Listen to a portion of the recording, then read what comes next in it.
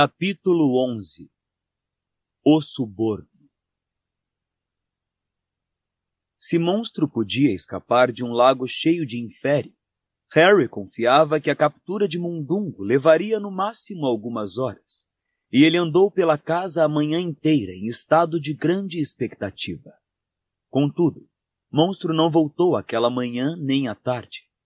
Quando anoiteceu, Harry se sentiu desanimado e ansioso, e o jantar, composto principalmente de pão bolorento, no qual Hermione tentara uma variedade de mal-sucedidas transfigurações, não ajudou em nada.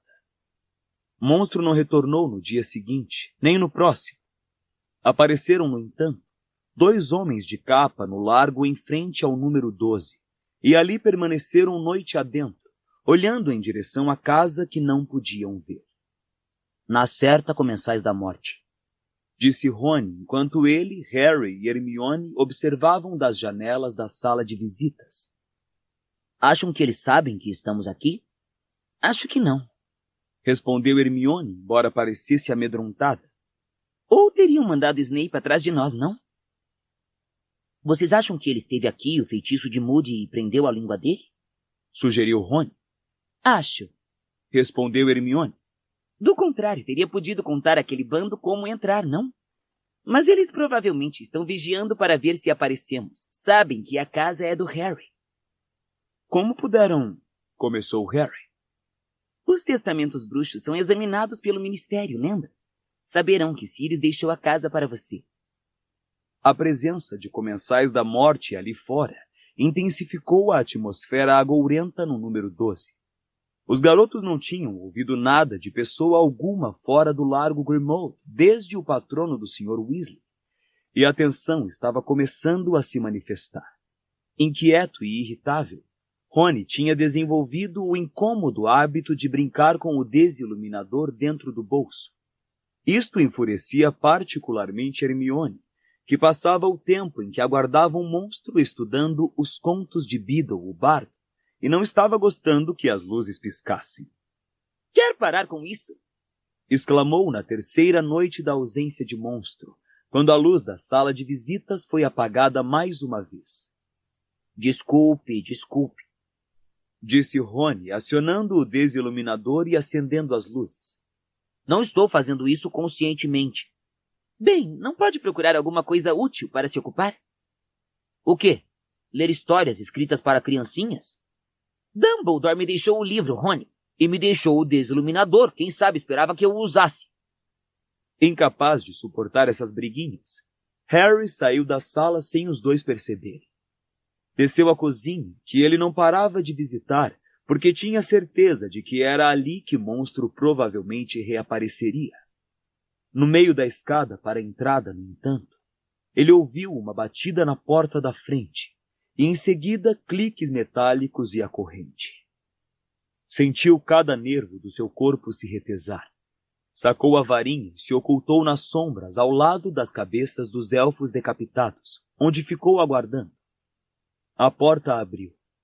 Ele entreviu o largo iluminado e um vulto de capa entrou sorrateiro na casa e fechou a porta. O intruso deu um passo à frente e a voz de Moody perguntou: Severo Snape?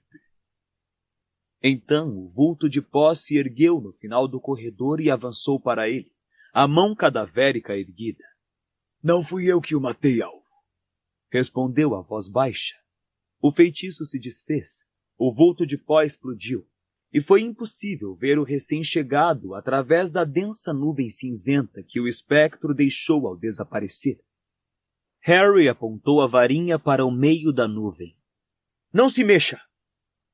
Ele esquecera, porém, o retrato da Sra. Black.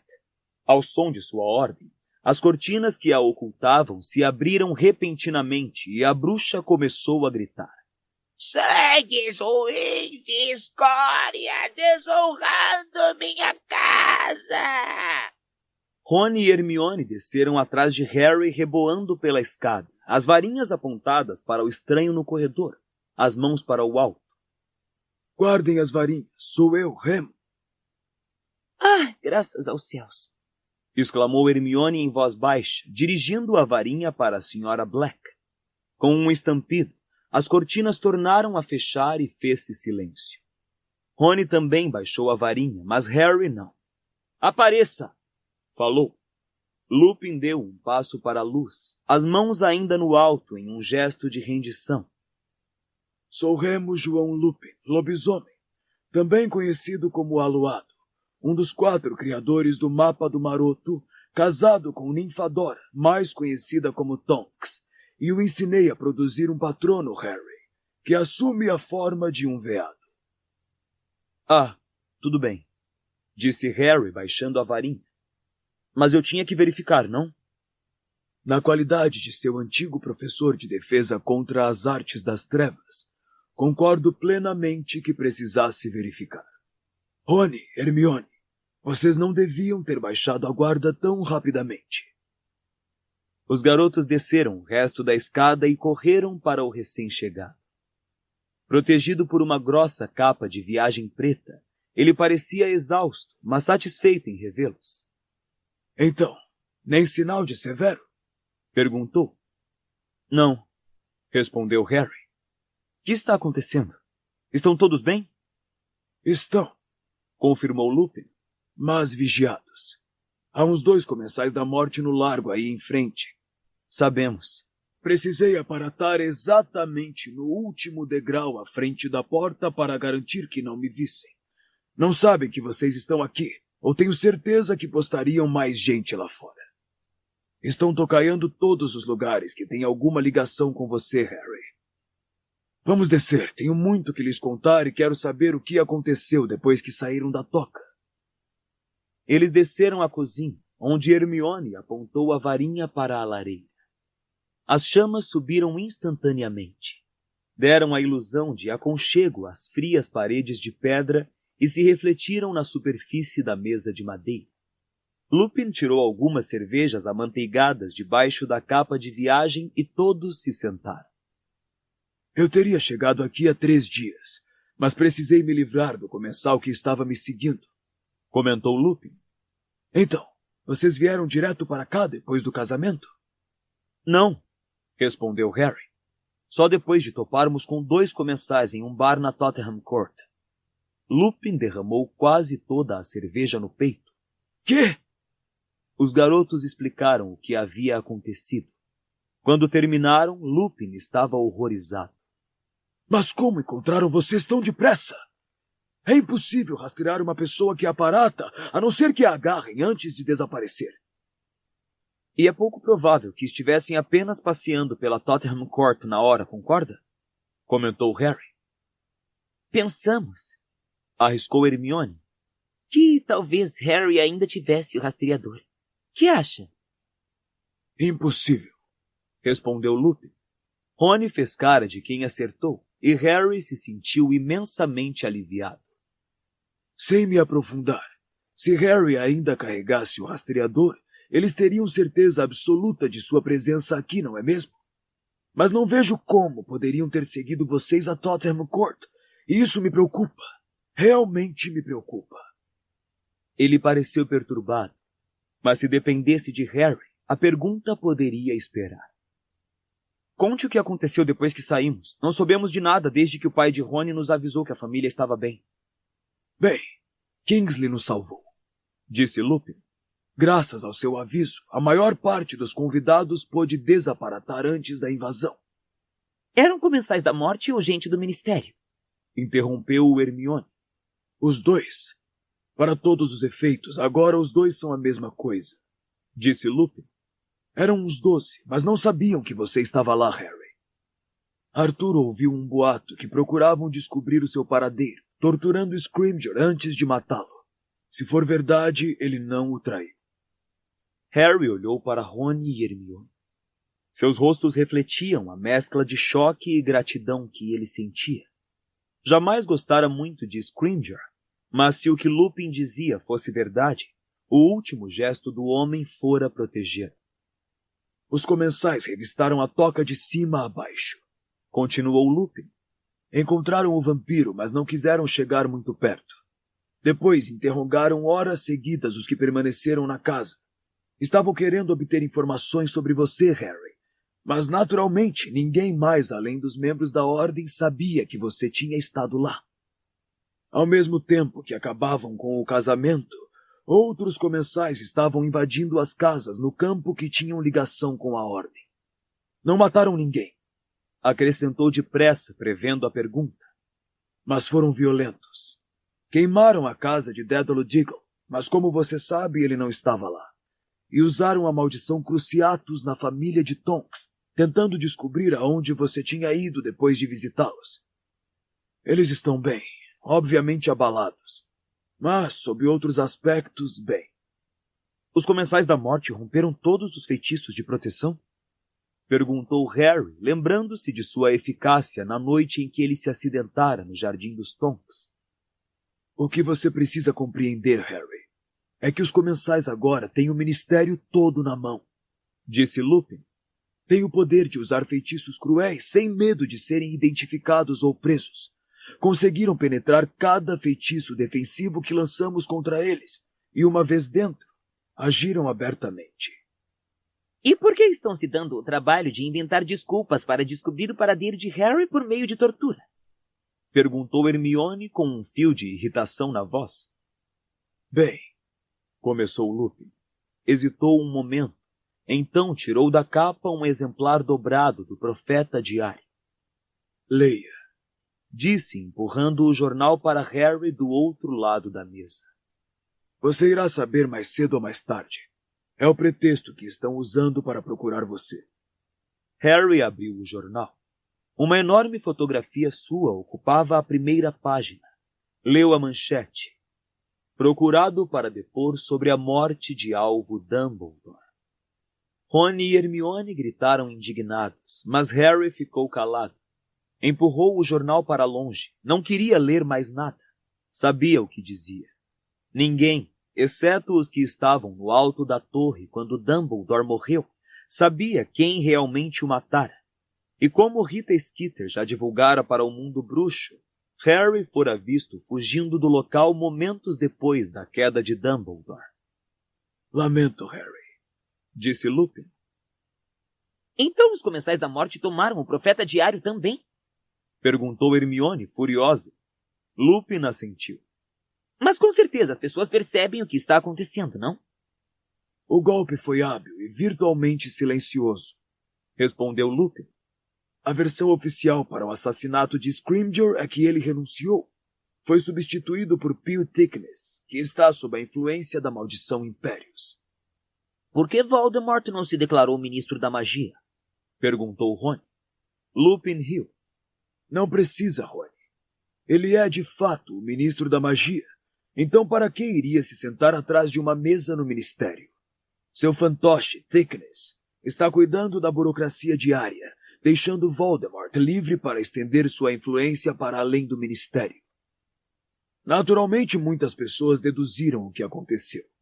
Nos últimos dias houve uma acentuada mudança na diretriz ministerial, e muitos estão murmurando que Voldemort deve estar por trás disso.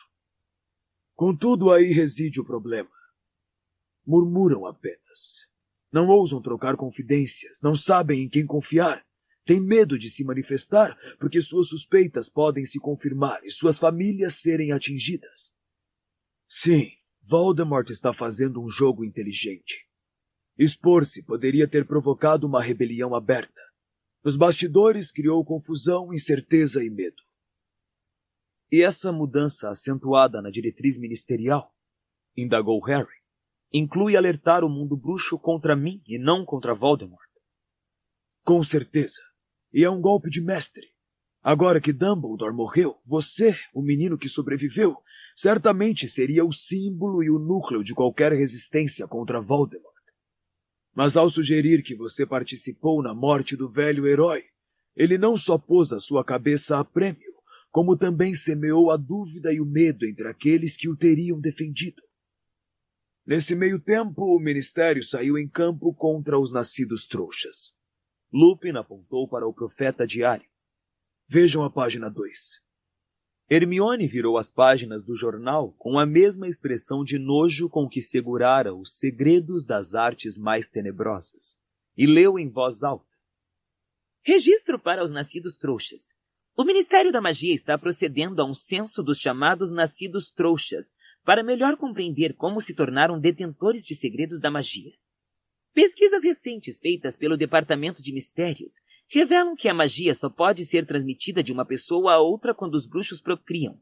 Portanto, nos casos em que não há comprovação de ancestralidade bruxa, os chamados nascidos trouxas provavelmente obtiveram seus poderes por meio do roubo ou uso de força. O Ministério tomou a decisão de extirpar esses usurpadores da magia, e com essa finalidade, enviou um convite para que se apresentem a uma entrevista com a recém-nomeada Comissão de Registro dos Nascidos Trouxas. As pessoas não vão deixar isso acontecer, disse Rony. Já está acontecendo, informou Lupin. Os nascidos trouxas estão sendo arrebanhados, por assim dizer. Mas como supõe que eles possam ter roubado a magia? Isso é pura debilidade. Se fosse possível roubar magia, não haveria bruxos abortados, não acham? Concordo, disse Lupin. Contudo, a não ser que você possa provar que tem, no mínimo, um parente próximo que seja bruxo, concluirão que obteve o seu poder ilegalmente e será passível de punição. Rony olhou para Hermione e disse: E se os puros-sangues e os mestiços jurarem que o nascido trouxa faz parte da família? Eu direi a todo mundo que Hermione é minha prima. Hermione pôs a mão sobre a mão de Rony e apertou-a. Obrigada, Rony, mas eu não poderia deixar. Você não terá escolha, disse Rony impetuosamente, segurando a mão dela. Eu a ensino a reconhecer a minha árvore genealógica e você poderá responder às perguntas deles. Hermione deu uma risada gostosa. Rony, como estamos fugindo com Harry, a pessoa mais procurada deste país, acho que isso não tem importância. Se eu fosse voltar para a escola, seria diferente. E quais são os planos de Voldemort para Hogwarts? Perguntou ela a Lupin.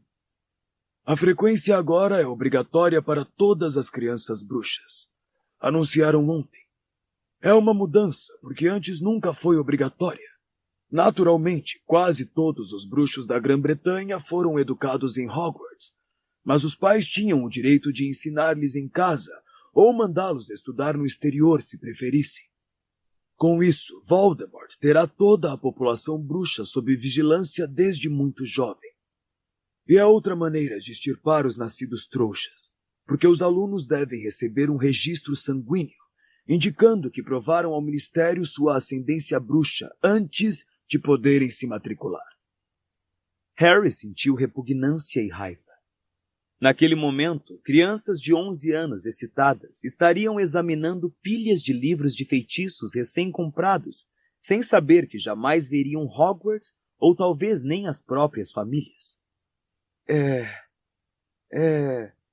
Murmurou, tentando encontrar palavras que fizessem justiça aos pensamentos horripilantes que lhe passavam pela cabeça. Mas Lupin disse-lhe brandamente: Eu sei. O ex-professor hesitou. Eu compreenderei se você não puder confirmar, Harry. Mas a Ordem está desconfiada de que Dumbledore lhe confiou uma missão. Confiou. E Rony e Hermione a conhecem e vão me acompanhar. Você pode me contar qual é a missão? Harry encarou aquele rosto prematuramente enrugado, com a sua moldura de cabelos bastos mas grisalhos, e desejou que pudesse lhe dar uma resposta diferente. Não posso, Remo, lamento. Se Dumbledore não lhe revelou, acho que também não posso. Supus que essa seria a sua resposta, disse Lupin, desapontado. Ainda assim, eu poderia lhe ser útil. Você me conhece e sabe o que sou capaz de fazer. Eu poderia acompanhá-lo para lhe fornecer proteção. Não haveria necessidade de me dizer exatamente o que pretendem. Harry hesitou. Era uma oferta tentadora, embora ele não conseguisse imaginar como iriam poder guardar segredo se Lupin estivesse com eles o tempo todo. Hermione, no entanto, pareceu intrigada. E Tonks? Perguntou. Que tem ela? Bem, tornou Hermione, enrugando a testa. Vocês são casados. O que ela está achando dessa sua viagem conosco? Tonks estará perfeitamente segura, na casa dos pais dela. O tom de Lupin foi estranho, quase frio. Havia algo esquisito na ideia de Tonks ficar escondida na casa dos pais. Afinal, ela era membro da ordem, e pelo que Harry conhecia, a Auror provavelmente iria querer participar da ação. Remo, Perguntou Hermione, hesitante. está tudo bem? Entende, entre você e... Tudo está ótimo, obrigado. Respondeu ele enfaticamente. Hermione corou. Houve uma segunda pausa, inoportuna e constrangedora. Então Lupin acrescentou com um ar de quem era forçado a admitir algo desagradável. Tonks vai ter um bebê. Ah, que maravilhoso! Guinchou Hermione. Excelente! Disse Rony, entusiasmado. Parabéns! Acrescentou Harry. Lupin lançou aos garotos um sorriso forçado, mas parecia uma careta antes de perguntar. Então, aceitam a minha oferta? Os 3 poderão ser 4. Não acredito que Dumbledore desaprovasse, afinal foi ele que me nomeou professor de defesa contra as artes das trevas. E confesso, creio que estamos enfrentando uma magia que muitos de nós jamais encontraram ou imaginaram existir. Rony e Hermione olharam para Harry. Só para deixar bem claro, disse o garoto. Você quer deixar Tonks na casa dos pais e nos acompanhar? Tonks estará perfeitamente segura. Eles cuidarão dela. Respondeu Lupin com uma firmeza que beirava a indiferença. Harry, tenho certeza que Tiago iria querer que eu estivesse ao seu lado. Bem, disse Harry lentamente. Eu não. Tenho certeza que o meu pai iria querer saber por que você não vai ficar ao lado do seu próprio filho. A cor sumiu do rosto de Lupin. A temperatura da cozinha parecia ter caído 10 graus. Rony correu o olhar pelo aposento como se o tivessem mandado memorizar cada detalhe, enquanto os olhos de Hermione iam e vinham de Harry para Lupin. Você não entende, disse Lupin finalmente. Explique então. Lupin engoliu em seco. Cometi um grave erro me casando com Tonks. Agi contrariando o meu bom senso e tenho me arrependido muito desde então. Entendo. Então você vai simplesmente abandonar a moça e o filho e fugir conosco? Lupin se pôs repentinamente de pé. A cadeira tombou para trás e ele encarou os garotos com tanta ferocidade que Harry viu pela primeira vez na vida a sombra do lobo em seu rosto humano. Você não entende o que fiz à minha mulher e ao meu filho que vai nascer? Eu jamais devia ter casado com Tonks. Eu a transformei em uma pária. Lupin chutou para o lado a cadeira que derrubara. Você até hoje só me viu na ordem ou sob a proteção de Dumbledore em Hogwarts. Você não sabe como a maioria do mundo bruxo encara as criaturas como eu. Quando descobrem a minha desgraça, nem conseguem mais falar comigo. Você não percebe o que eu fiz? Até a família dela se desgostou com o nosso casamento. Que pais querem ver a única filha casada com um lobisomem? E o filho? O filho! Lupin chegou a arrancar tufos dos próprios cabelos. Parecia muito descontrolado. A minha espécie normalmente não procria. Ele será como eu. Estou convencido. Como poderei me perdoar quando conscientemente corri o risco de transmitir a minha deficiência a uma criança inocente? E se por milagre ela não for como eu, então estará melhor, 1000 vezes melhor sem um pai do qual sempre se envergonhará. Remo! Sussurrou Hermione, os olhos marejados de lágrimas. Não diga isso! Como uma criança poderia ter vergonha de você? Ah, não sei, Hermione, disse Harry. Eu teria muita vergonha dele. Ele não sabia de onde vinha a sua raiva, mas o sentimento o fizera se levantar também. A expressão de Lupin era a de quem tinha sido esbofeteado por Harry. Se o novo regime acha que os que nasceram trouxas são criminosos, que fará com um mestiço de lobisomem cujo pai pertence à ordem? Meu pai morreu tentando proteger a mim e minha mãe, e você acha que ele lhe diria para abandonar seu filho e nos acompanhar em uma aventura? Como? Como se atreve? Disse Lupin. Não se trata de um desejo de correr riscos ou obter glória pessoal.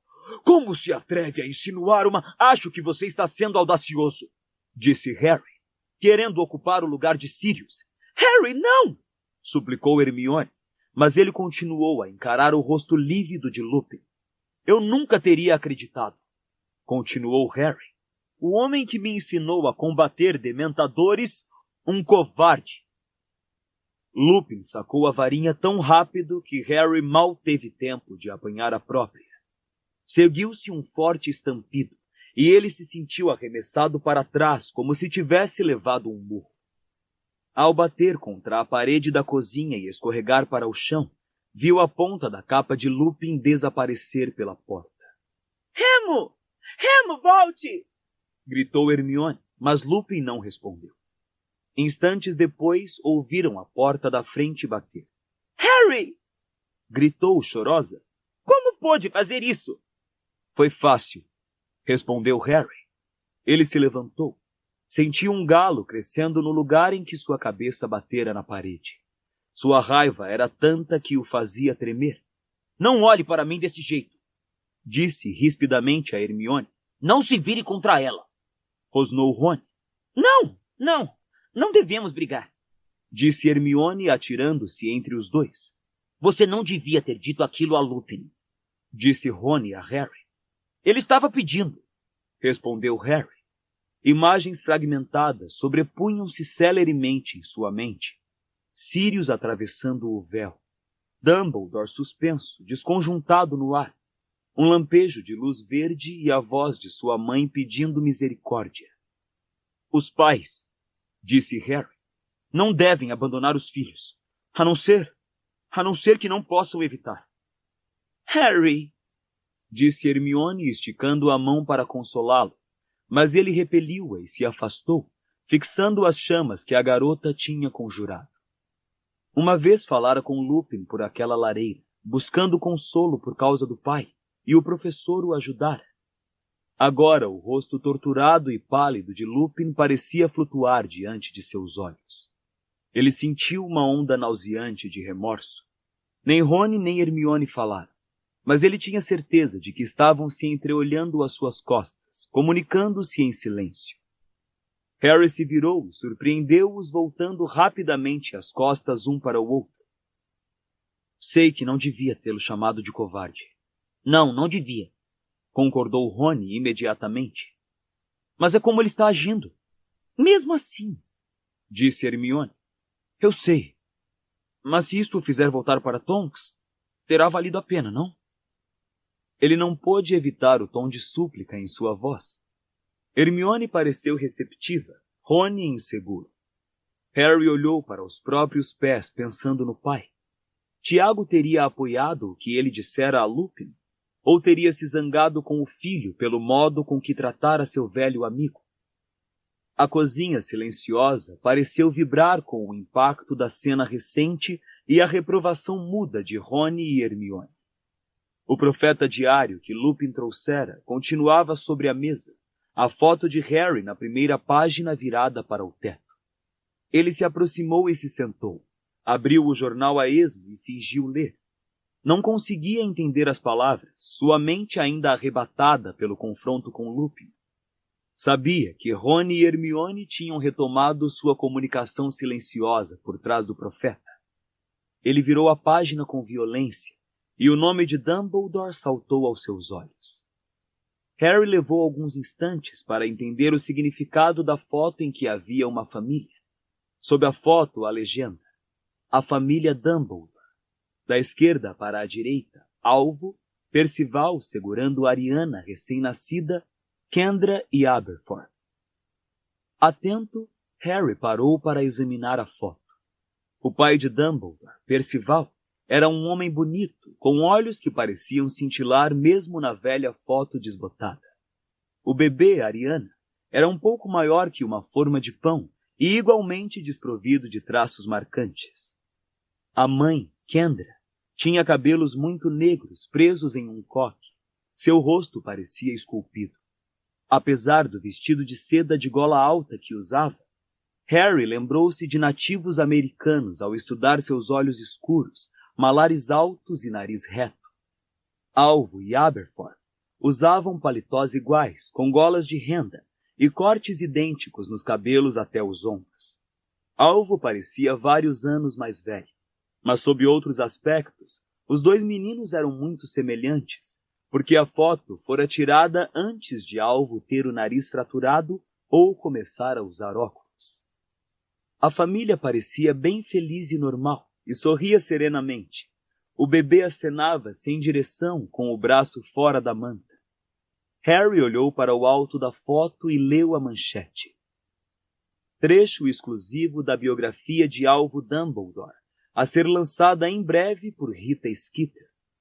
Pensando que não poderia se sentir pior do que já se sentia, Harry começou a ler. Orgulhosa e arrogante, Kendra Dumbledore não poderia suportar permanecer em Moodonderwood depois da comentada detenção do marido Percival e sua prisão em Azkaban. Ela decidiu, portanto, cortar esses laços e se mudar para Godric's Hollow, a aldeia que anos mais tarde se tornaria famosa como cenário do ataque de você sabe quem a Harry Potter e da inexplicável sobrevivência do menino. Godric's Hollow, tal como Moodonderwood, era o refúgio de muitas famílias bruxas, mas não as conhecendo, Kendra estaria a salvo da curiosidade que o crime de Percival despertara em sua antiga aldeia. Repelindo as tentativas de aproximação dos vizinhos bruxos, em pouco tempo ela garantiu que sua família fosse deixada em paz. Kendra bateu a porta na minha cara quando passei para lhe dar as boas-vindas levando um tabuleiro de bolos de caldeirão. Conta Batilda Bagshot. No primeiro ano em que moraram lá, só vi os dois meninos. Não saberia que havia uma filha se não estivesse colhendo plangentinas ao luar no inverno depois da mudança e visse Kendra saindo com Ariana para o Jardim dos Fundos. Deu uma volta com a criança, segurando-a com firmeza, depois tornou a entrar. Eu nem soube o que pensar daquilo. Aparentemente, Kendra achou que mudar para Godric's Hollow seria a oportunidade perfeita de esconder Ariana para sempre, coisa que provavelmente vinha planejando havia anos. O momento era oportuno. Ariana ainda não completara 7 anos quando deixou de ser vista, e 7 anos é a idade em que, se existir, a magia se revelará, segundo a maioria dos estudiosos. Nenhuma das pessoas ainda vivas se lembra de Ariana demonstrar o menor pendor para a magia. Parece evidente, portanto, que Kendra tenha decidido esconder a existência da filha para não sofrer a vergonha de admitir que dera à luz uma bruxa abortada. Afastar-se dos amigos e vizinhos que conheciam Ariana naturalmente tornaria a sua prisão em casa tanto mais fácil.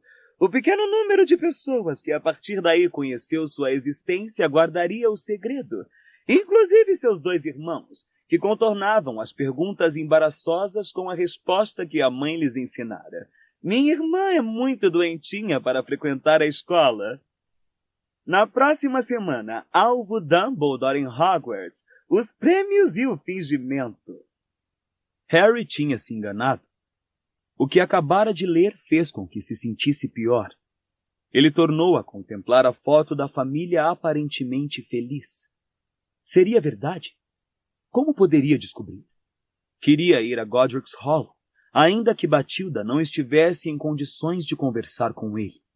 Queria visitar o lugar em que ele e Dumbledore tinham perdido entes queridos. Já estava baixando o jornal para perguntar a opinião de Rony e Hermione, quando um estalo ensurdecedor ecoou pela cozinha.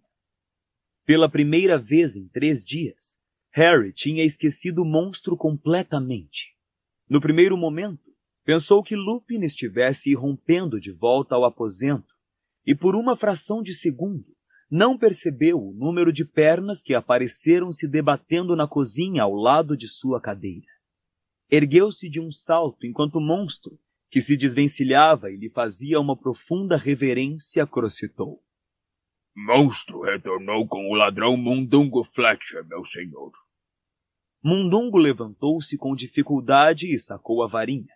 Hermione, no entanto, foi mais rápida que ele. Expelliarmus! A varinha de Mundungo saiu voando pelo ar e a garota a recolheu. De olhos arregalados, o bruxo se atirou em direção à escada. Rony derrubou-o e Mundungo bateu no piso de pedra com um ruído abafado. Que? Berrou, contorcendo-se em tentativas para se livrar das garras de Rony. Que foi que eu fiz? Mandando um desgraçado de um elfo doméstico atrás de mim? Que brincadeira é essa? Que foi que eu fiz? Me solte!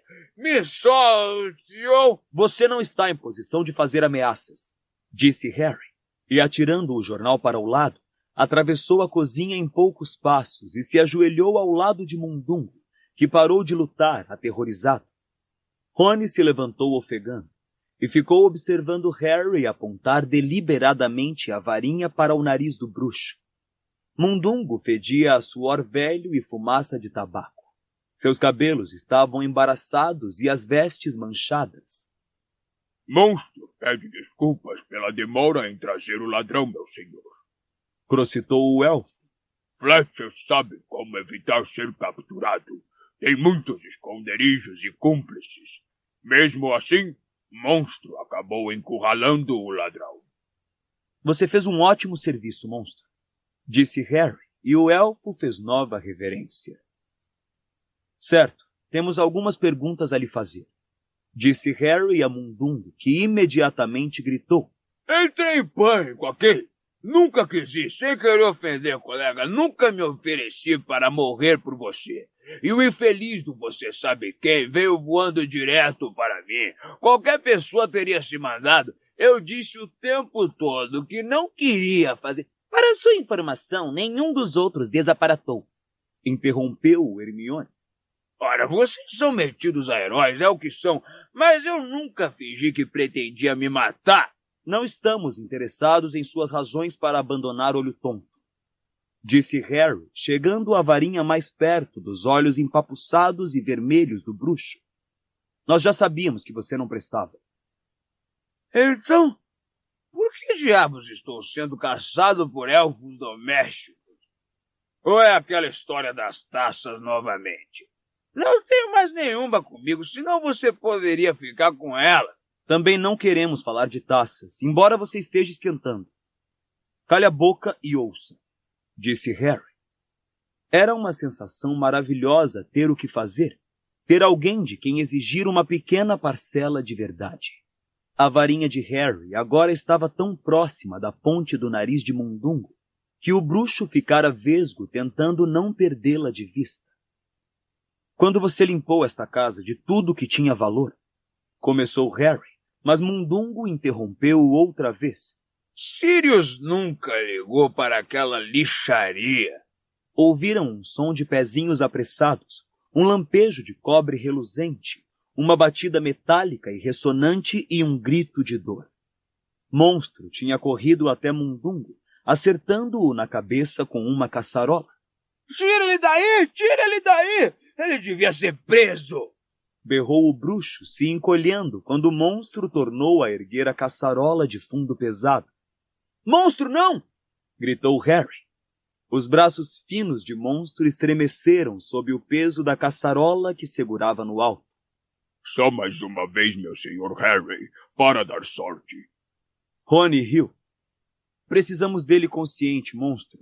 Mas se houver necessidade de persuadi-lo, você fará as honras da casa, disse Harry. Muito obrigado, meu senhor, disse Monstro com uma reverência e recuou alguns passos, seus grandes olhos claros ainda pregados em Mundungo com repugnância. Quando você limpou esta casa de todos os valores que conseguiu encontrar, começou Harry novamente. Levou um monte de coisas do armário da cozinha. Havia ali um medalhão. A boca de Harry ficou repentinamente seca. Ele sentiu a tensão e a excitação em Rony e Hermione. Que foi que você fez com ele? Por quê? Perguntou Mundungo. Tinha valor? Você o guardou, gritou Hermione. Não guardou, disse Rony com perspicácia. Ele está imaginando se poderia ter pedido mais dinheiro por ele. Mais? Respondeu o bruxo. Teria sido difícil. Entreguei aquele troço de graça, não tive escolha. Como assim? Estava vendendo coisas no beco diagonal e a mulher chega para mim e pergunta se eu tenho licença para negociar artefatos mágicos. Uma desgraçada metida ia me multar, mas gostou do medalhão e disse que ia levar e deixar barato daquela vez e que eu me desse por feliz. Quem era a mulher? Perguntou Harry. Não sei, uma megera do ministério. Mundungo parou para pensar um instante, enrugando a testa. Mulher pequena, laço de fita na cabeça. Ele franziu mais um pouco a testa e acrescentou. Cara de sapa. Harry deixou cair a varinha. O objeto bateu no nariz de Mundungo e soltou faíscas vermelhas nas sobrancelhas dele, que pegaram fogo. Água-mente! Gritou Hermione, e um jato de água saiu de sua varinha e cobriu o bruxo, que cuspia água e se engasgava.